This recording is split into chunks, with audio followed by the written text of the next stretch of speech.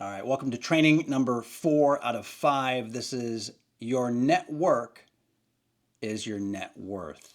Your network is your net worth. We have 7 ideas to cover here. These are the things that the ultra rich are passing along to their children and to others around them. This is how they are growing. This is how they are maintaining their wealth.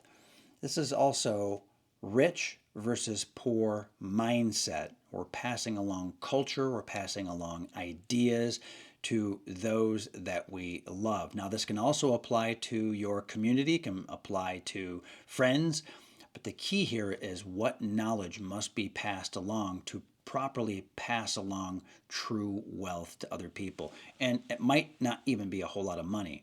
It might be instead certain concepts that generate tremendous amounts of wealth. So if you're interested, let's keep going.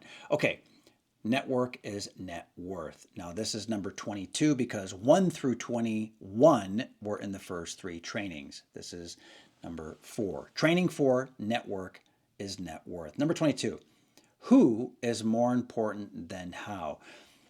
If you know how to do something, that's wonderful. It's great that you would possibly be able to do the work, get things done, create value, really accomplish what you want to accomplish. However, if you don't know how, is it really worth your time to learn that skill? It doesn't make sense for me to learn how to become a master plumber or to become a master car mechanic or to be a nurse or really almost anything other than what I do at this point in my life.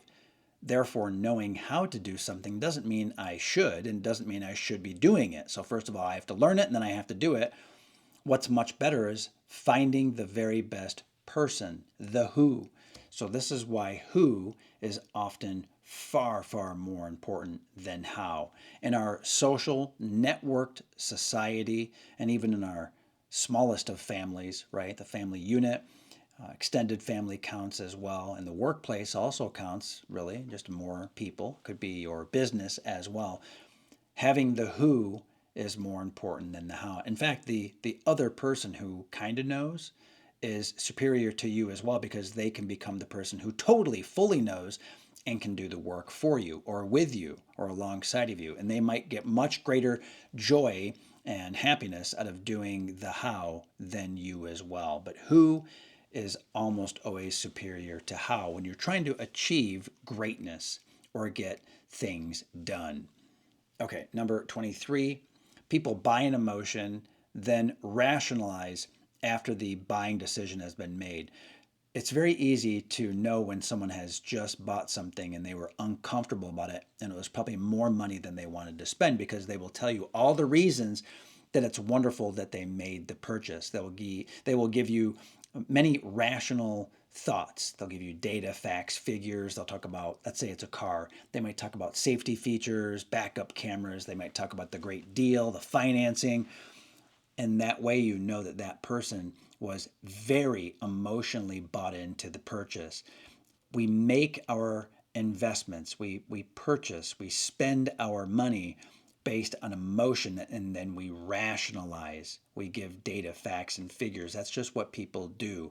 It's very rare for a person to make their decisions, especially about big things in life. It's very rare that that is done rationally, empirically, data driven. Very rare. And instead, it's emotional and then the details follow. So be aware of that. Know that you are an emotional creature and tread carefully based on that. Hire slow, fire fast. This is number 4. So hire slow means do the research. Know exactly what the job is. What's the role? What should this person be doing? This could be someone that you're hiring for your own purposes in your family. It could be that you want an accountant. Maybe you need a lawyer. Hire slow. Do the research. Ask other people. Get references. Know exactly what the outcome should be, at least approximately. Listen to the case studies. Read the industry reports. Reach out to your friends and family and verify ahead of time. Do whatever you can to lay the groundwork. Know how that person or that people or those people or that organization lines up with your principles, your ideas, what you want out of life even, and you will get really, really far. And then in terms of when you make the hire, when you actually purchase or when you bring a service into your life, let's say again an accountant or a lawyer, if the match isn't great, get rid of them as soon as possible. If you've hired a new employee, after all that groundwork, after all the effort and the time, if the fit isn't great and you recognize that, in very short time, get rid of the person and move on and find someone who is a far better fit. The reason that that's so important is they probably feel that poor fit as well. And you know that down the road, you're going to have issues. There are going to be landmines. There's going to be just problems. So doing the work up front pays you off. It pays you so big. And then if you bring someone into your life and they're not a great fit, get them out of your life as fast as possible if the fit truly isn't there. Once the rubber meets the road, once the actions are taken, you want to have a great fit. Find a great fit. Okay, we are now looking at number 25. Family is the number one social construct. It's the number one social unit. A lot of people like to talk about, let's say, politics, and it's very us versus them. Let's say blue versus red, red versus blue. And that paradigm, that structure of thinking is, let's say it's national in size. But think about it. What matters is what's happening in your state. What's happening even more, what's more relevant, what has more impact is probably what's happening in your, let's say your county if you're in the U.S., maybe your neighborhood, and you keep shrinking down and you realize that the people that you see the most, interact with the most, the people that you care about the most, it's your family. And it might be your extended family as well. Yes, of course, your friends as well. But those people that are very, very close to you, they make up the number one social unit. And I would say, if I had to say, what's the atomic unit, obviously it's, start with you, but why make the leap from you to the ideology, right? So idealistic, the ideology of nation, or even being a globalist in the view of how you operate in the world. It doesn't mean you don't care about what's happening around the globe. It doesn't mean that you don't care about politics at all or what's happening at the national level. The comment here is that the wealthy focused first, especially if they're trying to pass on knowledge, ideas, wealth, if they're trying to pass on culture, they're trying to pass it on to a limited number of people, that is their family. Focus on family first. That's the atomic unit. And then everything else is derived from that. Everything else grows from you to your family and then upwards and onwards. Very, very important. Number 25, who's really got your back and how do you know? This is sort of the Colombian prison question. So if you were stuck in a prison in Colombia and you could make a phone call, do you have a person? Does that person come to mind? Who can save you? Who can help you? Who can move mountains? Who will drop everything for you to make that happen, to get you out of the Colombian jail? I just picked Colombia for fun. It could be any kind. It could be a U.S. jail for all we know. But if you were in a terrible situation, if you were locked away and you could only make that one phone call, who would it be? And how do you know? That's the follow-up question. Many people say, "Oh, I would call my friend Bob," right? That's what they would do. Well, why? And then they would list off all the reasons. That person's creative, they are a go-getter, they do not stop, they care about me, I've known them forever, and so on. But how do you really know? You only know if you have that conversation. You only know if it's something that the two of you have really worked through, had a conversation about, and really, really, you don't know until the rubber meets the road again, until it hits the fan. You don't really, really know, but you can get a better and better feeling over time by having conversations with those people that matter to you, especially the number one social unit, your family, and of course, extended family, and your very, very closest friends as well. But it's so important to know who's really got your back, who will save you, who will help you. Help yourself first. You have to save yourself first. but having that key person in your life and knowing as close to, with 100% certainty, the better. How do you know that that person's got your back?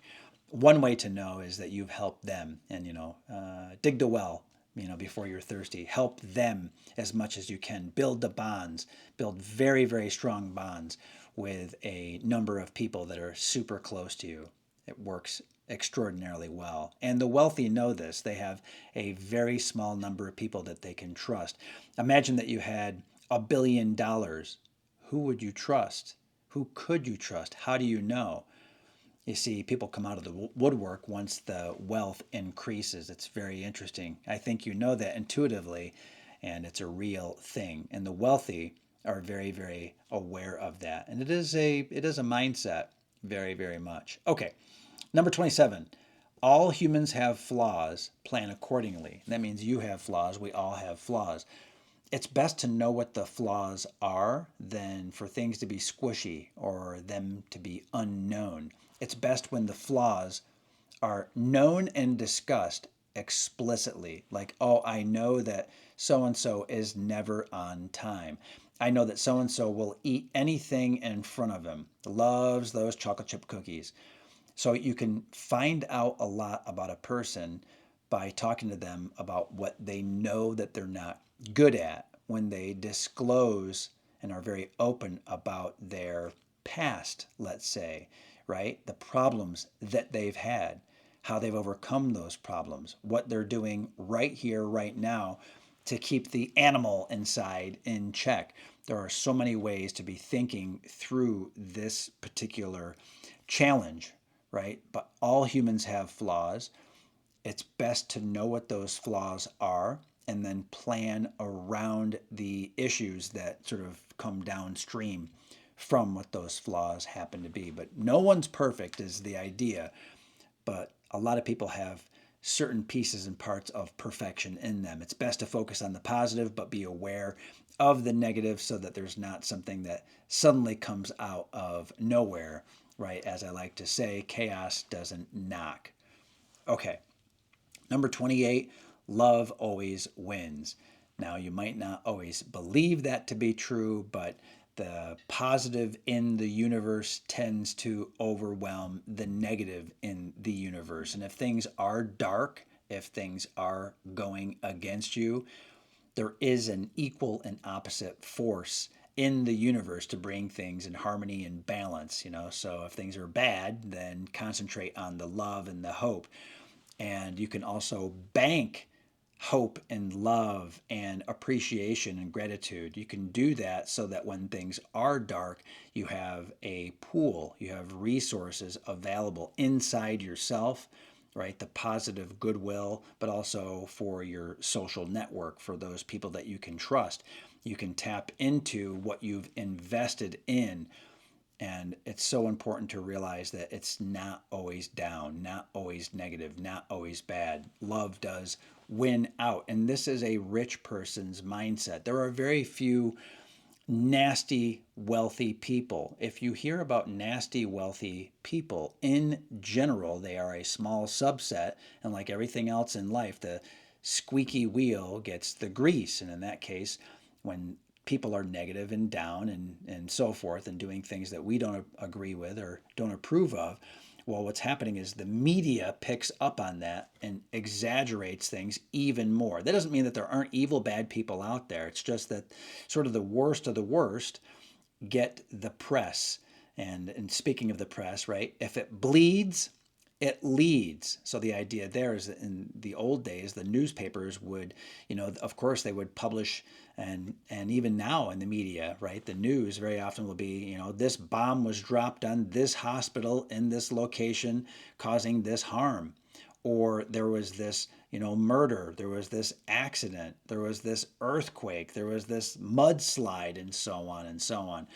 That's because people pay attention to what's negative and they tend to minimize and not pay enough attention to what's wonderful and beautiful about humanity, about our life, about the opportunities that are around us and the abundance that's here everywhere and always. So that is the idea of love always winning. It'll always come back around. So focus on it while it's here, spend the time while it's here, make the most of it while it's here. But if things are bleak and dark, you can know that things will return to a better place, right? You're at the, think of a pendulum, right? So it's, it's always darkest before the dawn. Things can be very negative, but then they will come on and swing back with the right mindset, with the time being on your side. Rich versus poor mindset. This was the fourth out of 5 trainings. Passing along the lessons of life, for passing along health, wellness, and fitness ideas, passing along the idea of better relationships, who are the right people to be focused on, or who deserves the most focus in your life, and of course, wealth as well. So this is training number 4 out of 5, and in the final training, we'll be talking about the winning breakthrough. Okay, so we'll see you in the next training. Take care.